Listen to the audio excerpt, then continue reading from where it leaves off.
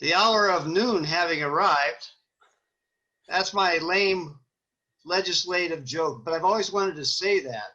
It's really 3:05 thereabouts, but we are finally doing our luncheon event with Speaker Vos. So welcome, Mr. Speaker. I have to thank some sponsors and do some housekeeping here, but this is the January 28th virtual luncheon with Assembly Speaker Vos. So I want to thank our sponsors for this series, the Madison Club series, and sometime this year, I hope we'll be back at the Madison Club doing these.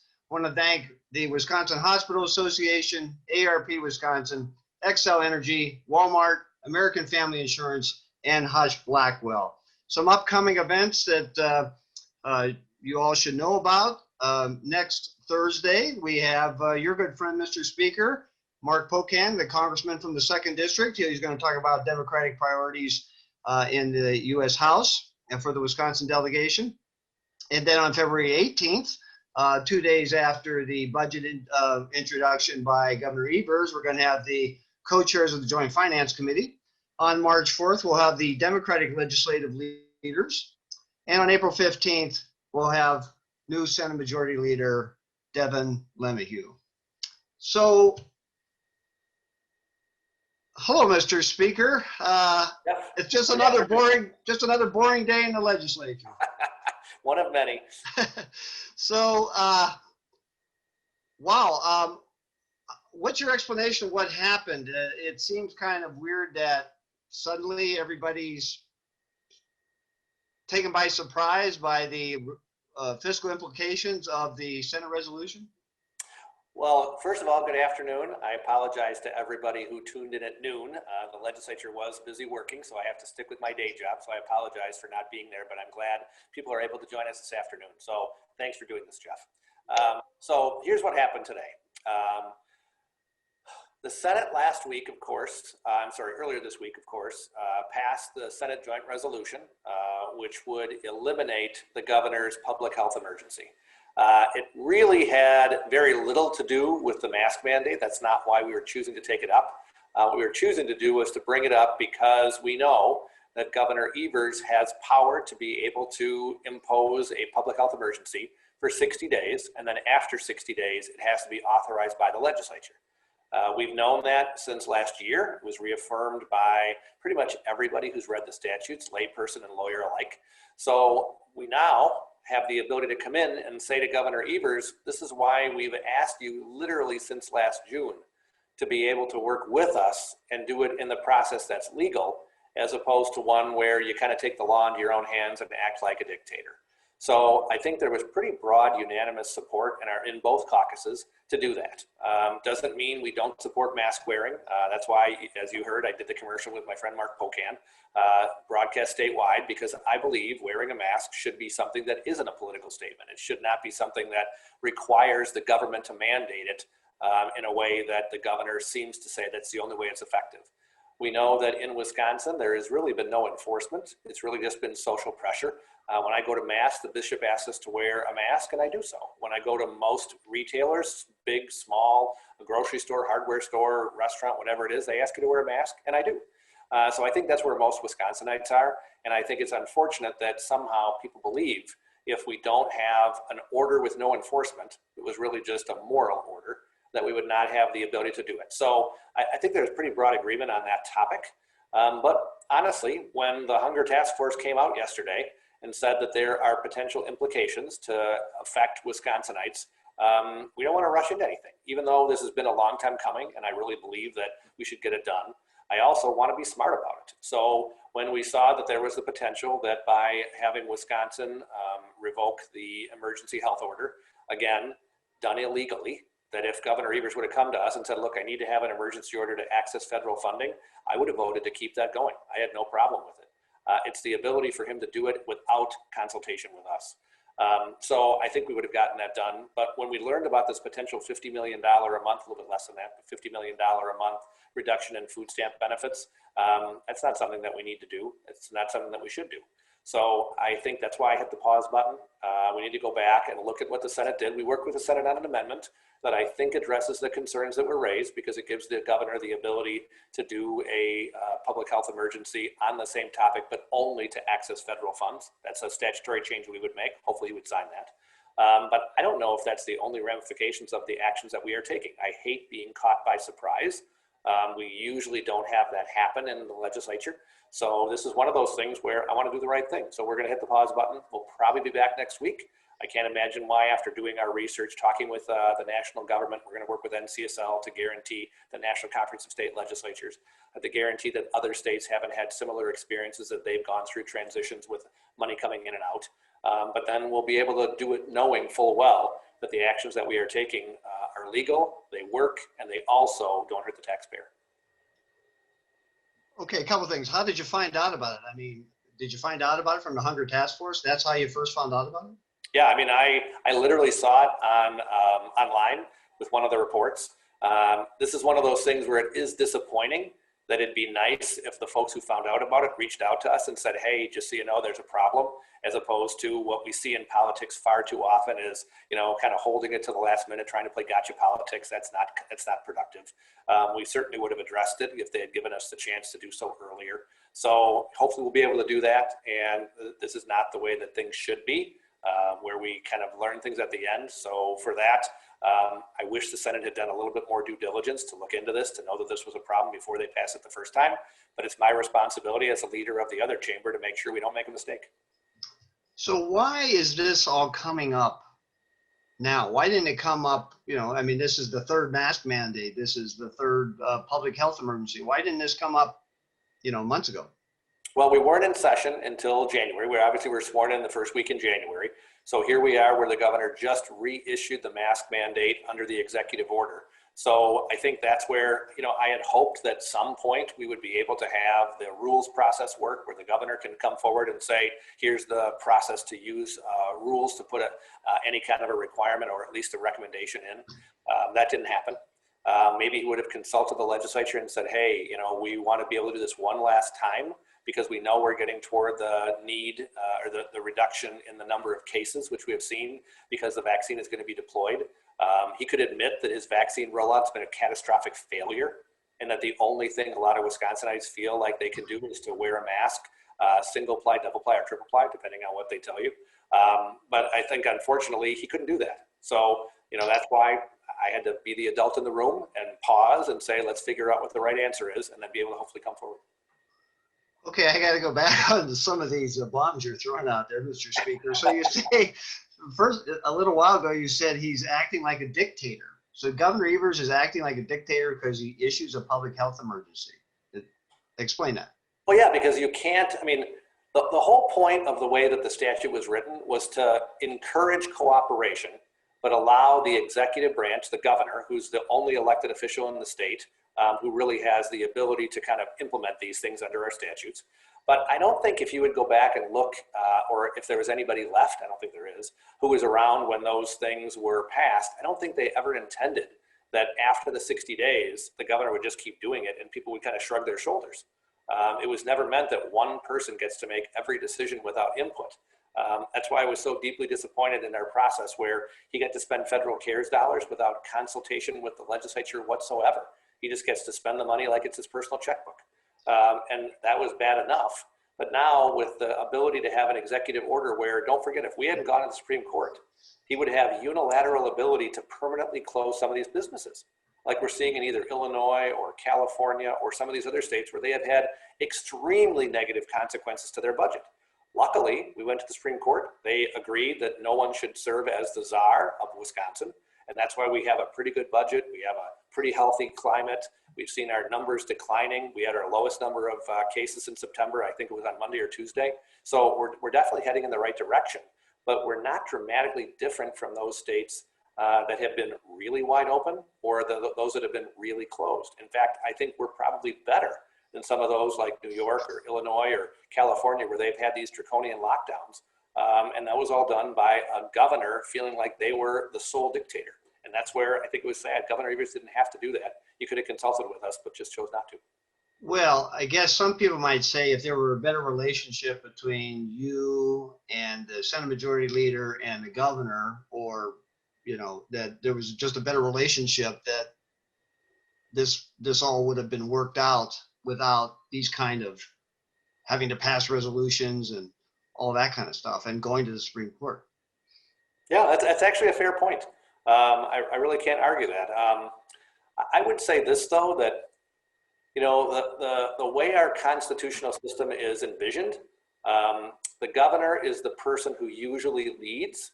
It is not usually the legislature, right? I mean, that's not something that most people who watch this are going to be shocked that I'm saying. But we've seen a governor who really hasn't led in many ways.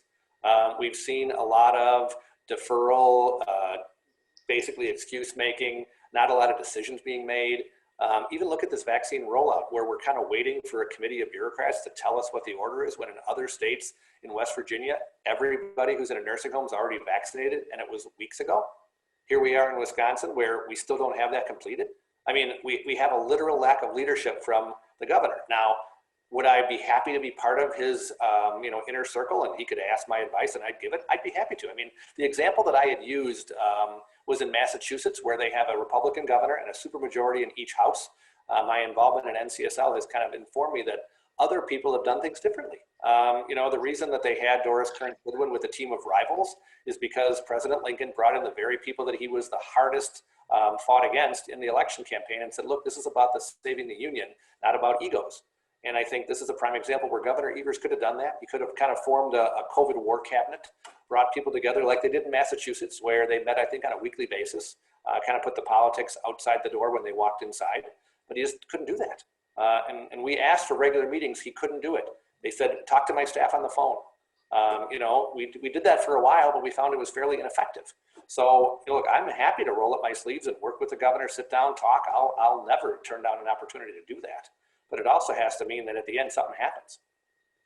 Well, okay, I think this segues into the COVID-19 bill that's been ping-ponging back and forth. The Senate Majority Leader negotiated a deal with the governor. You folks weren't in on it. And so there's been tension there. And again, I think that people who aren't in the process go like, really? What's going on there? Why can't they just figure it out?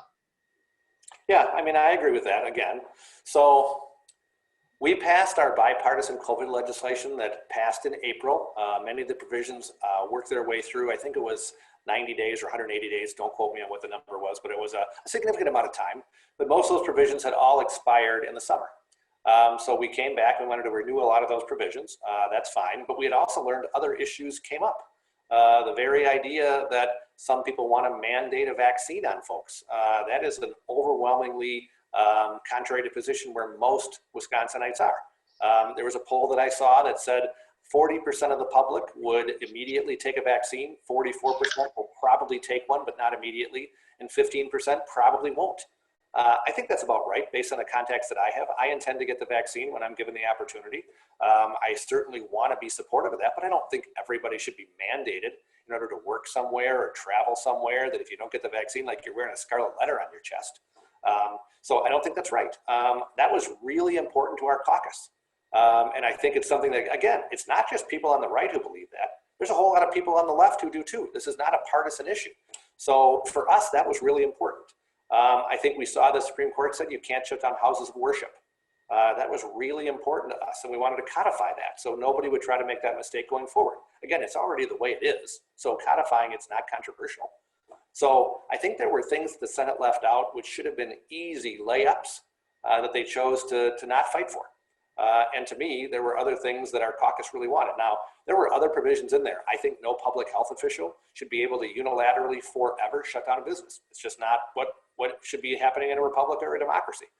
I think that we should have had some kind of plan so that parents know if they're going to have virtual schooling forever, that at least their school board takes a vote and doesn't blame it on the administrator, right? That's not happening right now.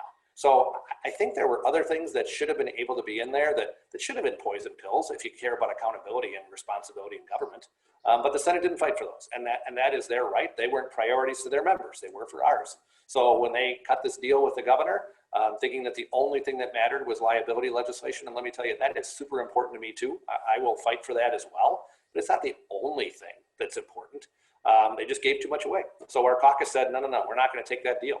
We want something better, which is what we really offered. And then we came back and took even less. So we are trying to negotiate to get to a positive point. I think that if the governor doesn't sign this deal, unfortunately, that's probably it. We're not going to keep coming back and having this situation where we argue on something that should be a broad bipartisan bill. Well, the Senate is sending you something back today.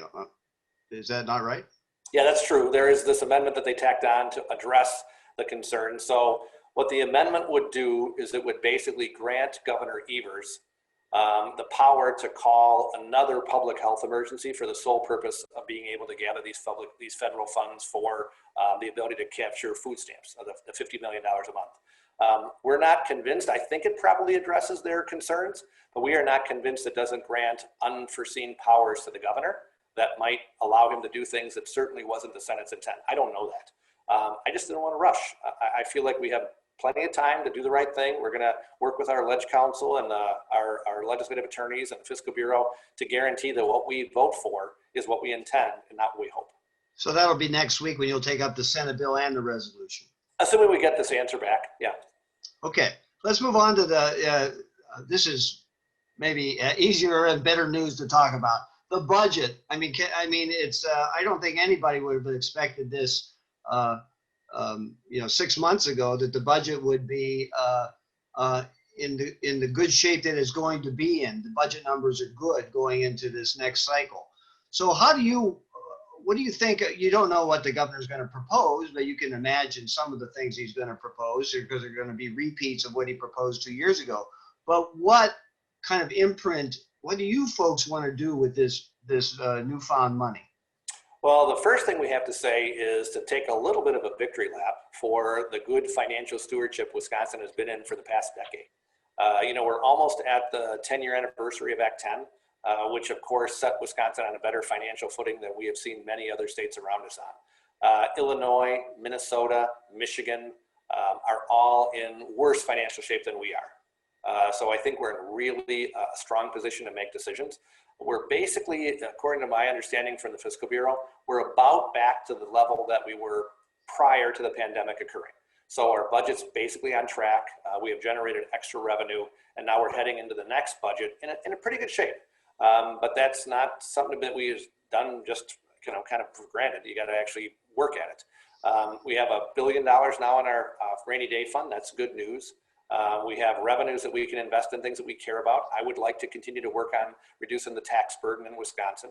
I'd like to make sure that we continue to do things that invest in, the university and public schools, all the things that are important to Wisconsinites. We might not be able to do anywhere near what Governor Evers thinks we should do because he has the ability to propose tax increases and, massive expansions of welfare, things like that we're not going to do. So we'll probably have a robust but more limited proposals than Governor Evers will. But until we really see what the final numbers are and kind of work those through, I don't want to make any predictions. Okay, I think you were referring to Medicaid expansion there. Some people call it that. Okay, so you're saying that if the governor proposes that again, the legislature will not approve? Correct.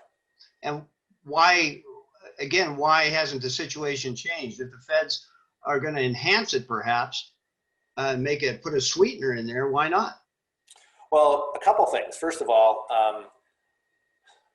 people need to have health insurance, but the very best health insurance is not that paid for by the taxpayers, where people are forced to be at a certain level of poverty to obtain it. The very best health insurance is getting a job and having the ability to work for it and take it with you if you leave and go to another job, or have it because you love the place that you work and you stay there because it's one of the many benefits you enjoy. What some people want to do is they want to trap people into a life of poverty. I don't support that. I think that Medicaid should be a safety net that we give to the poor. And right now, every single person who is in poverty qualifies for Medicaid. That's our proposal that we have always had in Wisconsin. It doesn't matter if you're a man, woman, have kids, don't have kids, you all qualify. And that was the unique thing that Wisconsin did under Governor Walker that's different than other states. Those who want to make it for the people who were above poverty, that's why you work. That's why you have the ability to go and get a job and hopefully earn benefits as you work your way up the ladder. So I just don't support the idea that we want more people dependent on the government and trapped in that cycle of poverty. I just don't. Okay, so but this recession has, I think, the initial analysis is it's hurting the the working poor, the people, low wage earners, right? And so could not Medicaid expansion help those kind of people who, restaurant workers and the like, who got forced out because of a pandemic? Well, restaurant workers could be helped much more if we had a governor who is effective at rolling out the vaccine, making sure that we understand what it takes to reopen our economy from the craziness that has occurred since. So I think that's much better for a restaurant worker, is to have people get the vaccine and feel confident that their customers are going to be coming in to eat.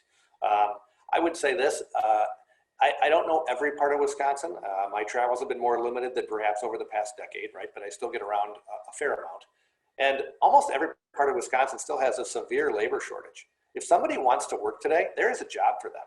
There is no doubt in my mind that they can find one. I need to hire between 30 and 50 people at my own factory over the course of the next 3 months. So if anybody's watching, you need to get a job, come to zip code 53105. We'll figure out a way to get you on the payroll. So that's where I think a lot of people are. So the very concept that we need to have more people on welfare, more people dependent on the government, when the job market is super robust in a lot of Wisconsin, especially in the private sector, it just runs at odds with what I'm seeing. Okay, I know you said you wanted to get the revenue numbers before you say exactly what your priorities are, but you mentioned, lessening the tax burden. You did have a big tax cut in the last budget that the governor signed. Mm-hmm. And is it using that sort of vehicle, to do it, or maybe there should be Wisconsin stimulus checks to go along with the federal stimulus checks? Yeah, I'm not a big fan of just sending out checks to people. That's not something that I thought was a wise decision. I think it needs to be based on whether or not folks need it, and not whether or not everybody gets it. Because I prefer to cut the tax rate so people who pay taxes get the money back or keep it themselves, not just collecting it all from us and having the government redistribute the wealth. I just don't support that idea. But I would say that I am always open to reducing taxes. I mean, the way we did it last time was focusing on the lowest bracket of our income taxes so that it really helped every single person who pays taxes. I think that was wise. I'd like to make sure we continue to control property taxes. That's a huge expense, especially for an awful lot of small business people who have struggled with not being able to bring in revenue to their restaurant or bar or small business. I think that would be wise. So I think there's a lot of areas that we could look at. And I wouldn't want to limit it to one area or another. But, I think since Republicans took over in 1994, there's never been a budget that we passed that didn't have some sort of tax cut in it. And knowing that we were able to do one in the last budget, our revenue situation's pretty similar to where we were before. I can't imagine that we wouldn't do one, hopefully as big as we did last time. Okay. All right. Now, before we get to audience questions, something that was on my list is this whole dispute about election results.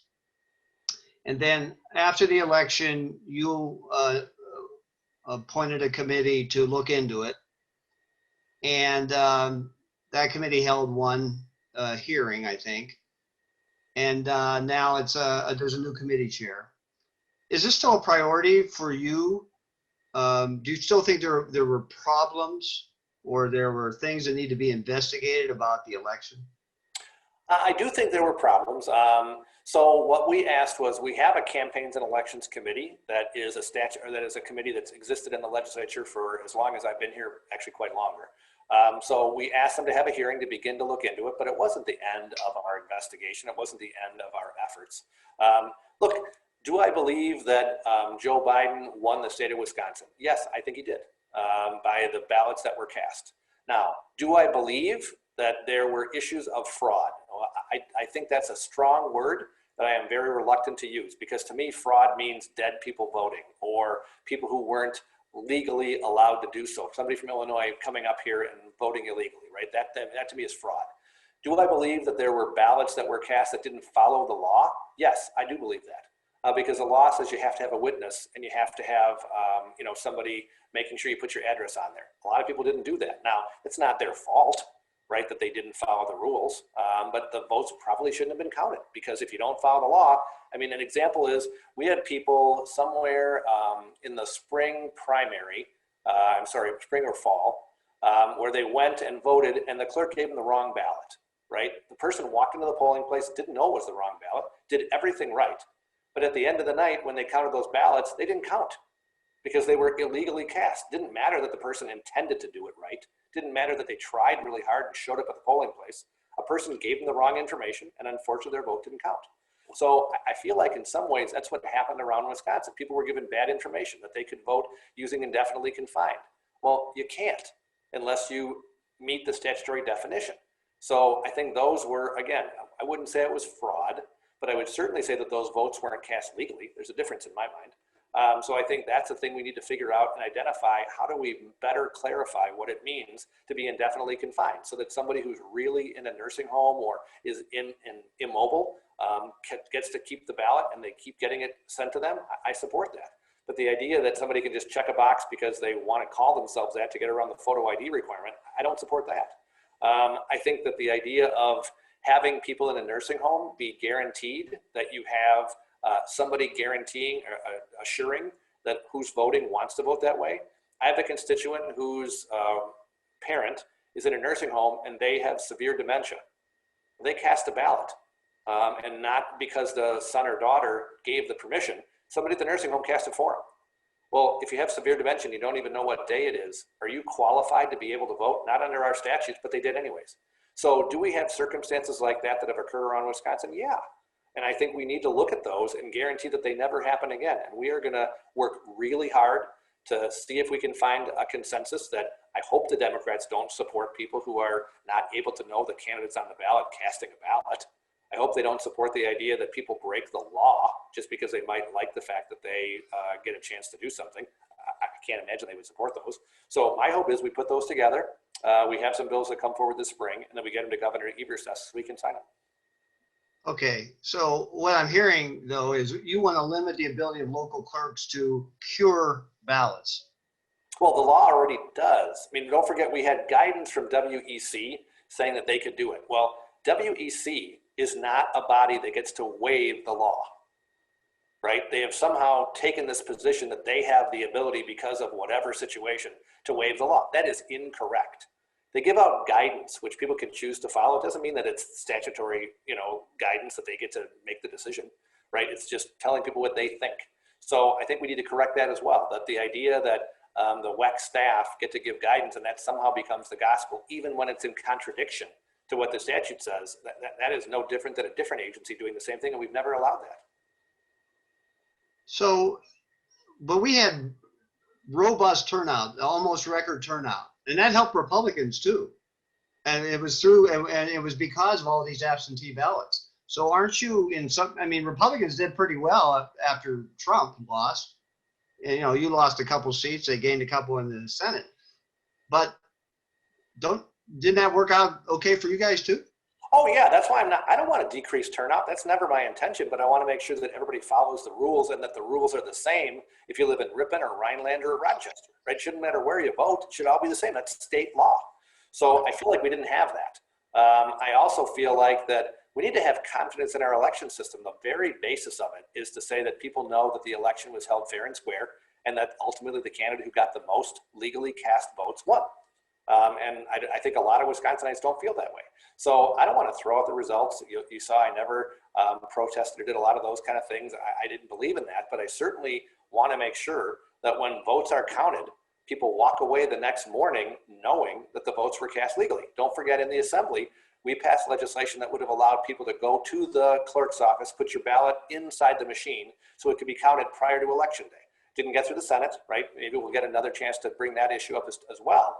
But the goal there would not to say, well, anybody who comes in, you don't need an ID because you meant to put the ballot in the thing. You don't need to fill it out correctly, even though it might spit it back out because you meant to do it right. And that's where I think a lot of Democrats want. They want to just go with, they meant to do it well. No, we've got to make sure it's all done accurately and that there's no doubt whatsoever that people know ballots that are cast are legal. Okay, do you really think that Governor Evers is going to sign that bill? I'm an optimist. He doesn't Well, want to win. He doesn't want to win by illegally cast votes, right? I can't imagine who would want to be a governor winning, through that process. Okay. All right, there's some sarcasm there. We're going to move along. These are some audience questions now, okay? Sure. All right, so the Medicaid fund's going to projected to have a more than a 600 million surplus. The questioner says, do you think that's fair when providers lose over $300 million over the cost of care they provide in the Medicaid program? In other words, they're not getting reimbursed enough. Is that fair? Yeah, I want to thank Eric and Kyle for that question. So I would say this, I have always supported an increase in Medicaid rates when we can afford them. I have no problem with that. We are seeing an increase in the amount of money coming from the federal government because they increased the reimbursement rate. That's not a permanent increase, it's temporary. So we don't know when that's going to change. I certainly believe, and we did the last time, if you recall in the last budget, which again in Corona time seems like it was forever ago, we had biggest increases in a generation for people who are in nursing homes, people who are in hospitals. We believe in increasing those rates to make them more competitive with the private sector. So I certainly would support increasing those again, but I also don't know if all of the dollars that are in there, because don't forget a sizable chunk of those are generated off the revenues that come from the state. So we would probably have some sort of a mix between helping to increase the rates in my mind, but also using that to help fund other vital operations for the state, especially dealing with the pandemic. Here's another one that you can probably guess who it came from. But local budgets are facing significant pressures. To assist these local governments and limit the impact on the state budget, are legislative leaders considering providing local governments additional revenue flexibility? In other words, more local taxing options? I don't think so. I want to make sure that we are able to provide the good public services that we see in Wisconsin. And by and large, if you look at counties who indirectly or sometimes directly work with their local public health agencies, I think they really stepped up. They did a really good job during this situation. But they had increased costs because of the decisions that were made by the state and especially the federal government. We know that the number of kids who are having situations at home where either there's child abuse or neglect, those numbers officially look like they have gone down, but we know that there's no difference in the amount of activity that's probably occurred. So we're going to see, in my mind, a pretty big spike over the course of the next couple of years as we deal with the unintended consequences of decisions that were made during COVID-19. A lot of those fall on the county. So I am especially sympathetic to counties who have to deal with a lot of the human service needs of where we are as a state. Local governments had to deal with it as well. They had to figure out how to deal with increasing costs for PPE for their fire department, the police, public works, all those things. So I'm certainly sympathetic to look at those. But again, I think that's a cost that should be borne by the federal government as they chose to increase these costs on local governments, not something that necessarily the state of Wisconsin might have the revenues to pay for everybody's situation, because again, we did not order this situation to occur. And we certainly aren't the only ones who have to bear the financial responsibility. Okay, but shared revenue, I mean, this is my observation. Shared revenue hasn't gone up in how many years, right? So why, if you're not giving them local taxing options, why not increase the shared revenue? I'm open to that. Again, we have looked at that in the past. A lot of it comes down to the fact that we did give a huge amount of savings through Act 10 that are still rippling their way through, but it is 10 years later. So I'm always open to looking at the possibility of doing some sort of a small or normal sized increase based on inflation, depending on where our revenues are. Okay, another audience question. Would you support medical marijuana in the budget?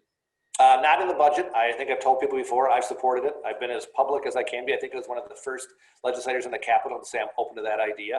I'm still trying to find a way that we can do it where people accept the fact that we are not going to legalize recreational marijuana. I don't think we have a need to have more drugs in society, especially when we see the opioid crisis and all the rest.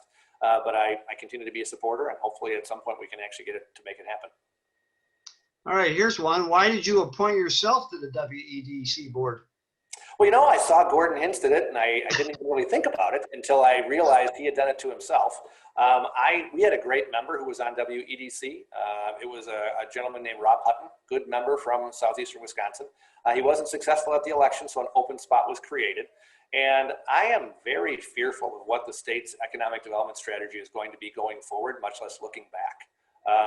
We have, in many ways, not done as good a job as we could to make sure we keep attracting folks to Wisconsin in every part of the state and do it in a way that doesn't disincentivize them from moving here. So my worry about that, especially is Foxconn. Of course, I represent the district where Foxconn is.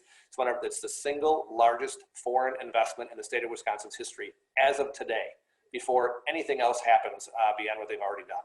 So they are already meeting a lot of the metrics, but we've seen for the last 2 years that Governor Evers' administration has chosen to play politics just because it was approved under Governor Walker.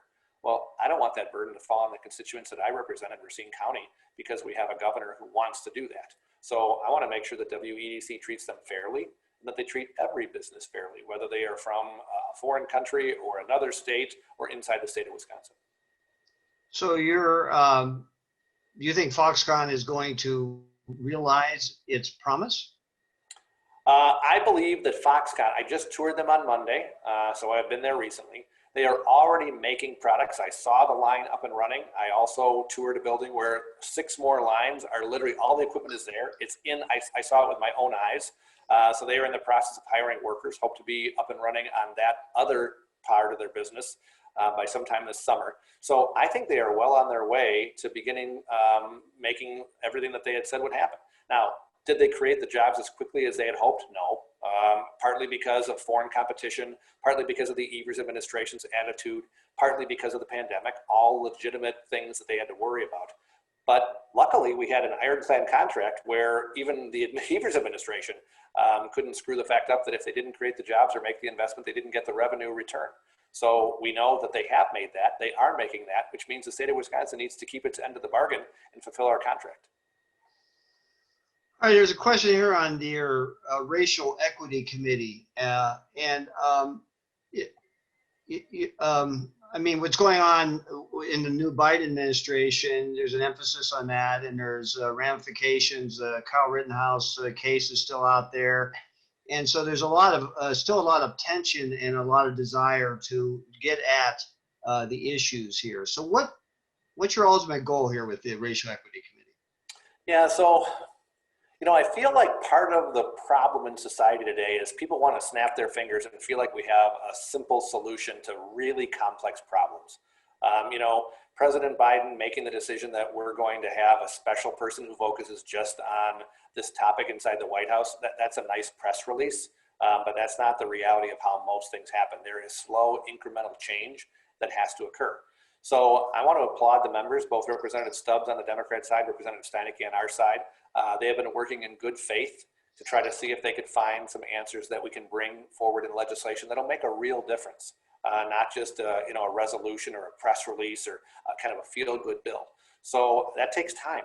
My optimistic goal was to be able to have something for Black History Month, which is in February. It sounds like, listening to both of them, that probably was too aggressive a goal to be able to get it done, with the election that happened, and then of course everything that occurred after that. So I'm still optimistic that this spring we'll be able to have a good, robust package of ideas that can help to improve the current situation. Everything from making sure that we look at some of the disparities also that happen in education, because we have 2 parts to this. One that's focusing on more the policing and standards, and the other that's focusing on economic opportunities in schools. So I think we're going to have good recommendations from both that I would hope we could pass sometime this spring. So the police reform measures would go into this package? I could. They'll probably be standalone bills. I don't know if it would be part of one bill. I think we would probably do a series of bills. I saw Senator Weingart has put out some of his own ideas. I think a lot of those look like they are also good ideas.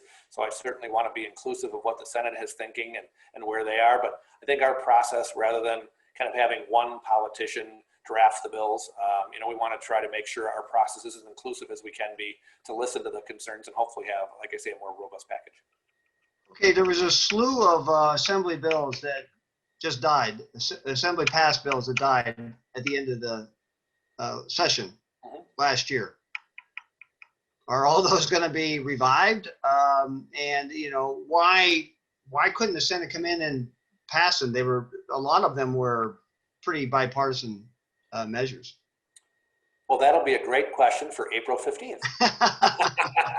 So for us, it makes our agenda for the spring a little more challenging because we've got not just this year's issues to bring up, but we've got literally 2 years ago or a year ago's issues to bring up. So I can't imagine any bill that we passed out of the assembly last time that wouldn't have the support to happen again.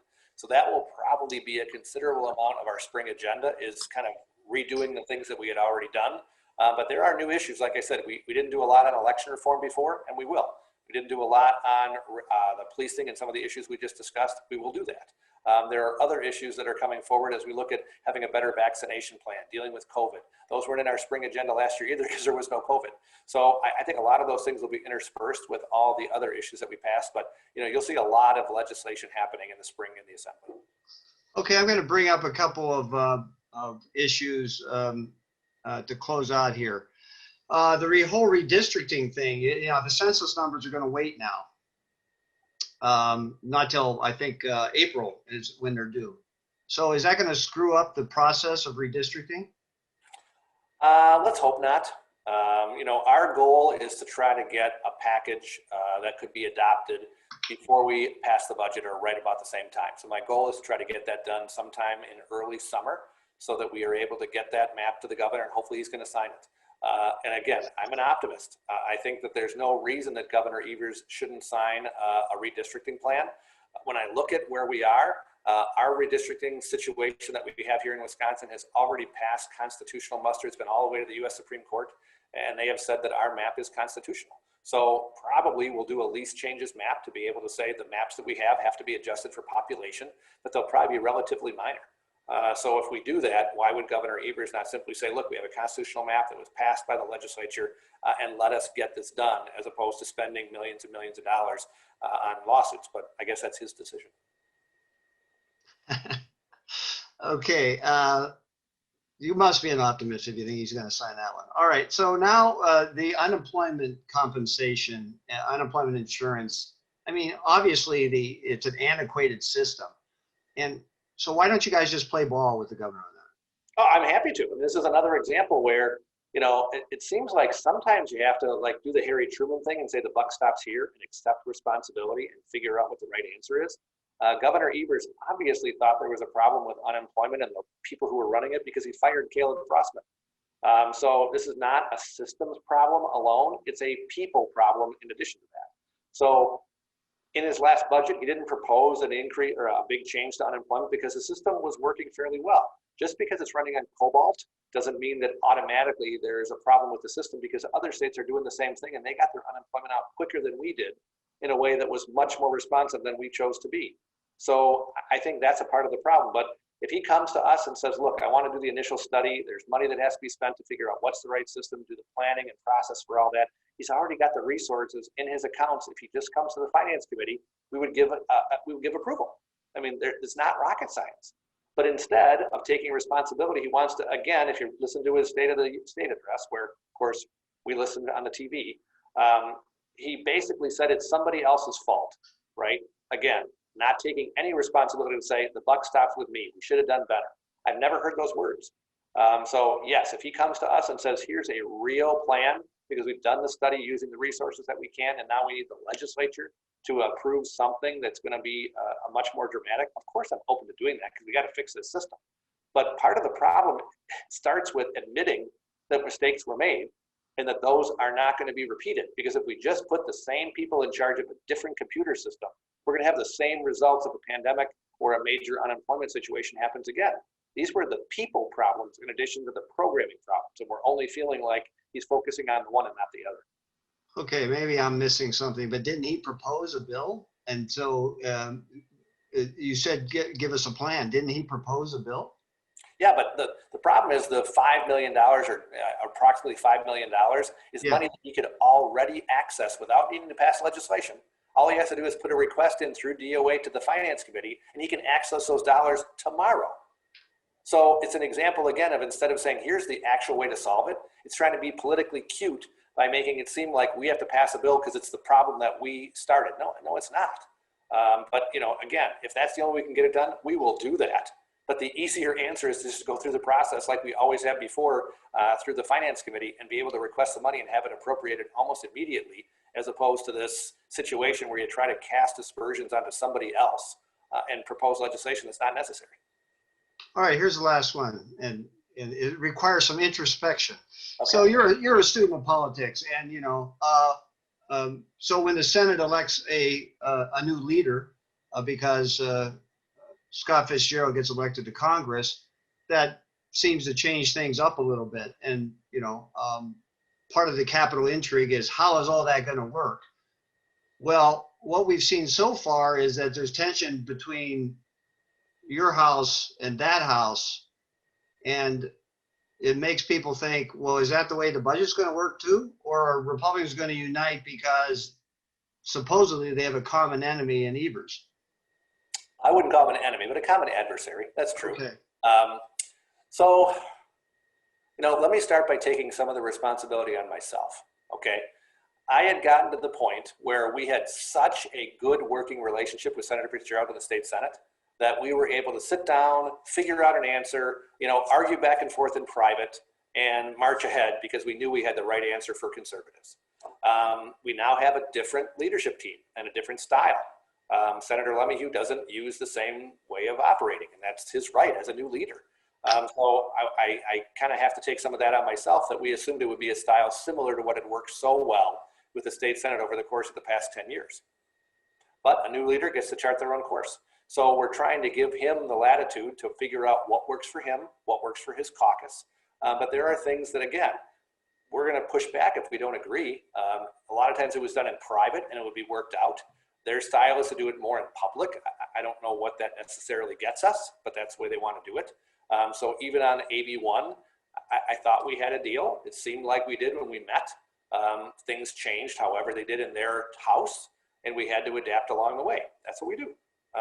Because in the end, I believe the state Senate has the same goals that we do. We want a more prosperous Wisconsin, but not by growing government and increasing taxes.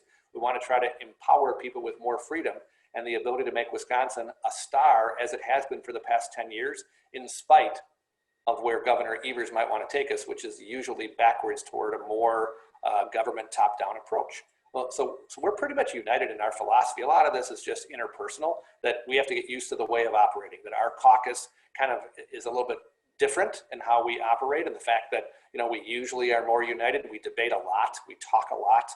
When you have 61 people, you have to do that in order to get consensus. Over there, it's a little bit more, a little different situation. So somebody actually said to me that in the Assembly, we have one team of 61, and in the Senate, they have 21 teams of one. And I think that's kind of the way they operate, right? They're a little bit more of a free agent. We're more like a united team. So it's just different in how we operate. Neither one is right or wrong. They're just not the same.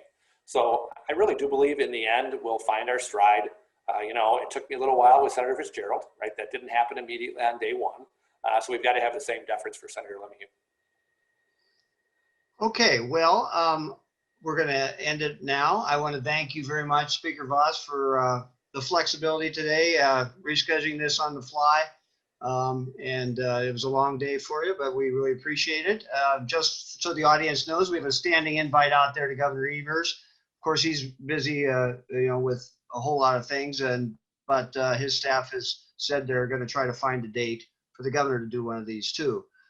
We also have Congressman Pocan coming up on February 4th. That's a week from today. The Joint Finance Co-Chairs on February 18th. The Democratic Minority Leaders on March 4th, and Senate Majority Leader Lemieux on April 15th. I want to thank our sponsors for this event today with Speaker Vos, Hush Blackwell, American Family Insurance, Walmart, Xcel Energy, AARP Wisconsin, and the Wisconsin Hospital Association. I want to thank all of you for tuning in. If you have suggestions for future programs, you can email me at mayors@wispolitics.com.